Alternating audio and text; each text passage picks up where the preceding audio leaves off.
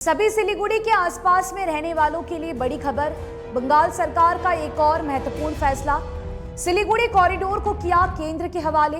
नमस्कार, मैं रियांशी और आप देख रहे हैं खबर समय। दुश्मन की ताकत हुई कमजोर, चीन की चालाकी धरी रह गई, बांग्लादेश हाथ मलता रह गया, पाकिस्तान की दाल गल नहीं पाई, क्योंकि जिस चिकन नेक की सुरक्षा को लेकर बंगाल से लेकर पूरा देश चिंतित और आशंकित रहता था, अब ये चिंता और आशंका दूर हो गई है। जी हां, पश्चिम बंगाल के शुवेंदु अधिकारी की सरकार ने एक ऐतिहासिक कदम उठाते हुए सिलीगुड़ी गलियारे यानी कि सिलीगुड़ी कॉरिडोर में से 120 एकड़ हिस्सा केंद्र सरकार को सौंप दिया है। सूत्रों से मिली जानकारी के अनुसार सिलीगुड़ी गलियारे को केंद्र के हवाले करने की प्रक्रिया जारी कर दी गई है।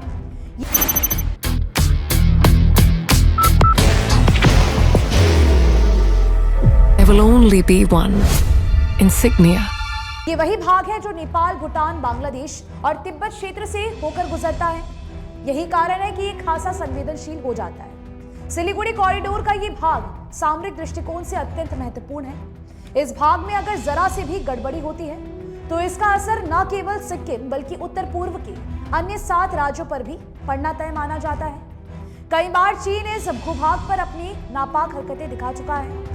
हमारे देश के जवान रात दिन इस सामरिक क्षेत्र की रक्षा के लिए तत्पर रहते हैं और उनकी कोशिश यह रहती है कि यहां परिंदा भी पर न मार सके। पश्चिम बंगाल की शुवेंदु सरकार ने अपने तय कार्यक्रम के अनुसार 7 सिस्टर्स को जोड़ने वाले एकमात्र सिलीगुड़ी से गुजरने वाले महत्वपूर्ण सेंसिटिव यानी कि संवेदनशील चिकन नेक को केंद्र सरकार के हवाले कर पूरे प्रदेश खासकर सिलीगुड़ी और उत्तर बंगाल को सुरक्षा के दृष्टिकोण से मजबूत बना दिया है।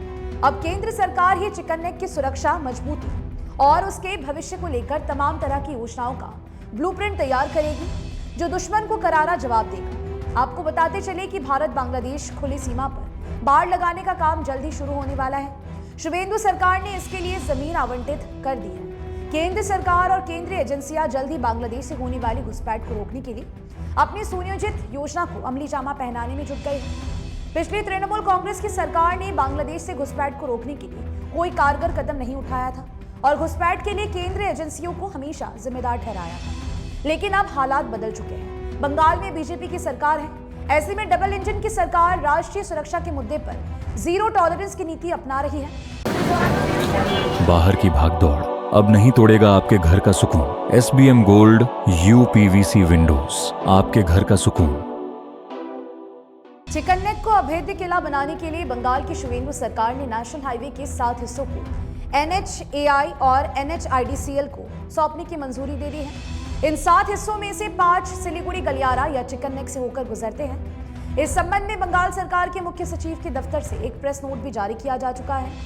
पिछली तृणमूल कांग्रेस की सरकार में केंद्रीय एजेंसियों ने राज्य सरकार के समक्ष प्रस्ताव रखा था, लेकिन पूर्व मुख्यमंत्री ममता बनर्जी की सरकार ने इस पर कोई ध्यान नहीं दिया और कम से कम 1 साल तक ये प्रस्ताव लंबित रहा। भारतीय जनता पार्टी ने इस संबंध में ममता बनर्जी की सरकार द्वारा त्वरित कदम उठाने के पीछे बांग्लादेश से घुसपैठ को प्रोत्साहन माना था और इस पर काफी हंगामा भी किया था।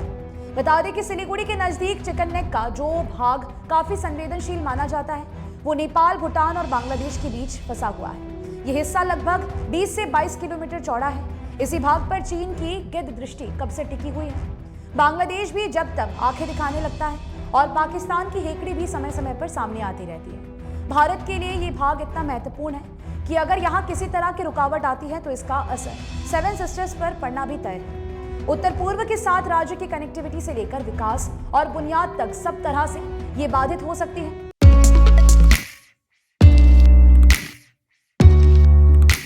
मनोकामना हॉस्पिटल, इस्कॉन मंदिर रोड, सेवक रोड, सिलीगुड़ी। केंद्र सरकार की योजना है कि इस क्षेत्र में एक मजबूत और चौड़े हाईवे का निर्माण किया जाए। सुरक्षा जानकार पहले से ही केंद्र सरकार को अपनी राय देते रहे हैं। तृणमूल कांग्रेस की सरकार में केंद्र के पास करने के लिए कुछ नहीं था, लेकिन अब डबल इंजन की सरकार हो जाने से केंद्र और केंद्रीय एजेंसियों के लिए ये आसान हो गया है। बंगाल सरकार के इस ऐतिहासिक कदम के बाद विशेषज्ञ कयास लगा रहे हैं कि अब सिलीगुड़ी समेत उत्तर बंगाल के लोगों को डर के साए में जीने की जरूरत नहीं रह गई और ना ही उत्तर पूर्वी राज्यों में अस्थिरता का खतरा है।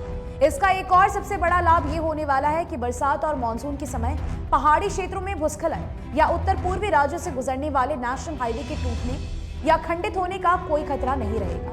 न केवल सिक्किम सुरक्षित रहेगा बल्कि असम से लेकर उत्तर पूर्व के सभी राज्य कनेक्टिविटी, विकास और स्थायित्व के मामले में भी हर तरह के भय और चिंता से मुक्त रहेंगे। केंद्र सरकार की योजना में दार्जिलिंग की पहाड़ियों, डुअर्स, सिक्किम, भूटान, उत्तर बंगाल के बांग्लादेश से सटे इलाके जैसे मुर्शिदाबाद, नदिया, उत्तरी 24 परगना आदि क्षेत्रों में भी बेहतर कनेक्टिविटी स्थापित होने की गुंजाइश बढ़ गई। फिलहाल आपकी क्या राय है इस पूरे विषय को लेकर, हमें जरूर से बताइएगा। मुझे दीजिए इजाजत, बता दें कि आपके लिए खबर हमारे प्रतिनिधि सुरेंद्र श्रीवास्तव द्वारा लिखी गई। आप हमारी खबरों को YouTube पर भी देख सकते हैं। हर समय खबर समय। धन्यवाद। Elevate your career at IIHM Siliguri, organizers of the International Young Chef Olympiad. Earn a degree with placements in France and Mauritius. Now in Kalimpong,